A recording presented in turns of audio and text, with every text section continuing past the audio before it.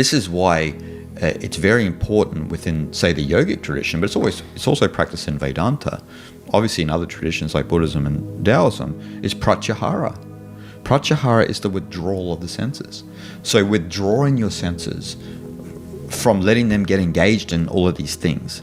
And as I was mentioning earlier, and why you brought that up, is because the more you do that, the more you come back in alignment with simplicity, yes, the more you start to feel the essence of Atman, the undifferentiated within you, because your mind is not picking up things. Right, this looks fun, this looks fun. You're stopping all of that. It's a withdrawal of the senses. And what happens when you withdraw the senses is you can see actually through your mind, and your mind is actually just reflective and transparent. And so when you can see through your mind, you can see straight into your own nature.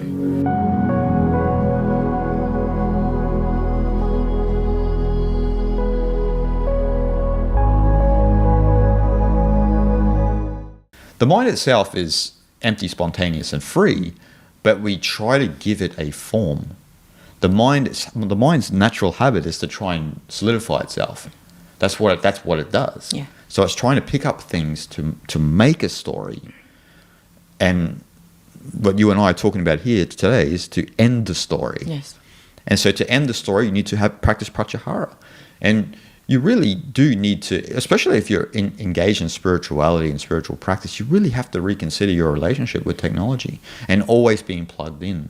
Because from people who know deep meditation and spirituality, they know that if you're always engaged in that, then you're still far away, because you're still engaged in your own mind. And look, there may be some reasons why you're listening to whatever's on your phone and this and that. But all the time, like, that's where I'm a bit suspicious. If you're always engaged all the time, yes, you're basically just living in your own world. And tattvamasi is about destroying your world. Yes. That you is not your story. It's not the jiva. It's the atman. Yes. You were always that. But you forgot because you were engaged in all of these things. Yeah, the journey from ignorance to knowledge, isn't it? The ignorance being not knowing something, not knowing knowledge itself or anything like that. It's just ignorance of knowing that we are that undifferentiated consciousness. That's what it is. And that's why this is a direct path, because we're trying to get to that stage, but we're trying to, in some sense, liberate ourselves because we feel that we need to be liberated. But from the state of the Atman, you're already that. Yes. There is no one to be liberated. There's no one that dies. There's no one that did this or that. You're already that. Yes. And that's why this path can be, the direct path can be a bit difficult for people, because, and look, we can say cultivation is good on a certain level, but we then can become cultivating addicts then, where we're practicing a spiritual path for so long because we're addicted to doing it, and we're not really bearing the fruit of the practice. We're not bearing the fruit of tattvamasi. We're not realizing that we're already that. So that's why when people go to, let's say, a guru, and the guru says, that they might say that they've been practicing all of these yogas or Tai Chi Chuan, and they've been doing it for years, but they still haven't had that experience. And their medicine is just, you are that, tattvamasi. Yes. And they're, what do you mean? Like, it's, you got to cut this journey that you think you're on, because that's what's postponing your enlightenment. When you are in motion in your mind, you don't really realize that you are actually in emotion, right? Because you are going with your thoughts. You are in the thoughts, afterthoughts. You are going with them, right? Your mind is always in motion. But when we finally stop, then we realize that, I was going crazy in my mind. Too many things are happening in my head. Like people say these things, right? But that realization only comes when we stop things, right? Stop the story. Yep. Stop the motion of the mind, right? Just the giving a complete stoppage to all things. Yeah. Well, spirituality can be a story too. So they'll make their own story. So, I now practice Qigong. I'm a Qigong practitioner, and I'm going to be a Qigong practitioner forever. And I'd say, look, there's nothing wrong inherently with that. Yeah. But are you delaying the understanding of this, of Tattvamasi? Yeah. Or are you engaged in your spiritual practice, but you have an understanding, like Shunryu Suzuki said, we practice just because that's what Buddhists do. Yes. But you need to understand this. And so sometimes people understand this first and then they get engaged in spiritual practice, and some people understand this later on or midstream. But that's one of the big problems, is that we think we need to free ourselves, but we're fundamentally free. That's a paradox. So I would need to free myself. I need to be liberated. But you're already that. I mean, you only think you're not that because you're encased in this mind. Yeah. Again, the level of perception, isn't it? From that highest perspective, everyone is already enlightened. Yeah.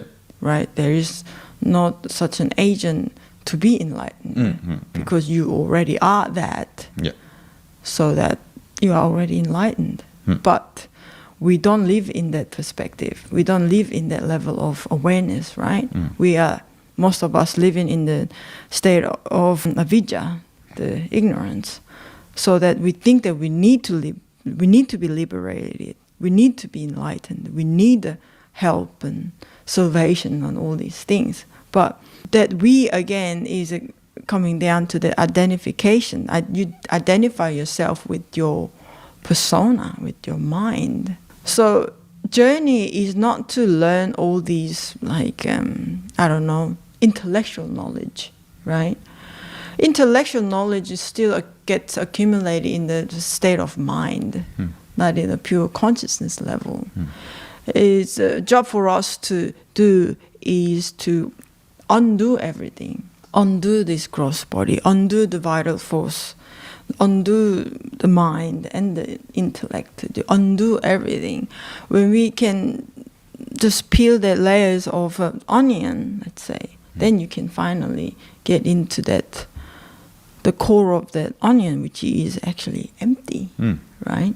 And that is the journey that we all are on, and that realization will give the real knowledge, which is a self-knowledge, the experiential knowledge coming from that pure consciousness state. Yeah. So we dwell on the illusion of identity, each and every one of us, and the illusion of the world. And that breeds our story, which is a delusion. So we create our own delusion, but there's just differing degrees of delusion. So you'll see someone who's delusional, who thinks that they're an identity, who'll go to war or incite violence. And then you see other ones who will just, be depressed or stressed. And this is still these are different degrees of the same delusion. Yes. It's the over-identification with this idea of who you are. You've gone through a socialization process that's built this identity, and you think that's who you are, but what were you before you were born? That's one of the great Zen koans, right? What were you before you were born, as opposed to what you are now, what you have become. As you said, peel those layers of onion back, as what they explain in the Upanishads. When you look into the side of seed, there's nothing. And that's one of the great teachings, right? In that nothingness, fruit come to existence, right? Exactly. So just that realizing that real nature of all things is that emptiness, is that vastness. Yeah, the vastness, Yeah. That's right. Like even if we look at Taoist metaphysics, like Wu-Chi is Tao and stillness. It's the origin of the universe. It's Tao and nothingness, actually, as well, you could say. Which gives birth to Tai Chi, which is the Tao of motion, which gives birth to yin and yang, the polarities of the universe, which gives birth then to the Tai Chi creature, which is us. But the point is that it all arises from nothingness or emptiness. Yes. And it depends on if you want to think that that's a substance or whatnot. You're getting into fine detail then.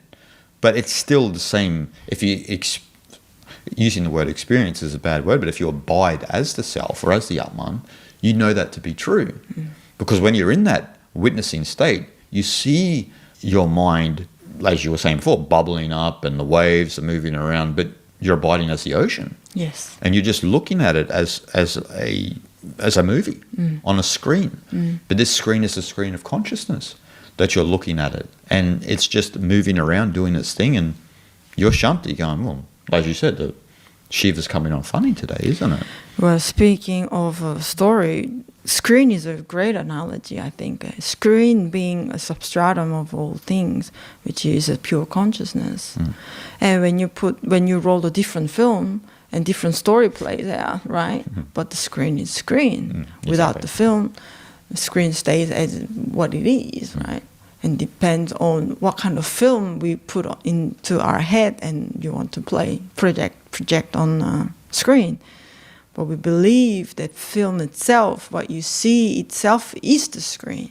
But it's quite the other way around. We know that. Yeah, we think the images on the screen are who we are. Yes. And it's like, but you can just wipe those off. If you stop playing that film, there's only the screen. And so we get so engaged in the images within our mind. And when you abide as the self, then, or the Atman, then you see the images arising that in some sense are in the depth of your samskaras, your subconscious. And the problem is then we get in this habit then when they arise, our vasanas, our habits and tendencies are built on them, which contributes to karma, our action and unconscious actions.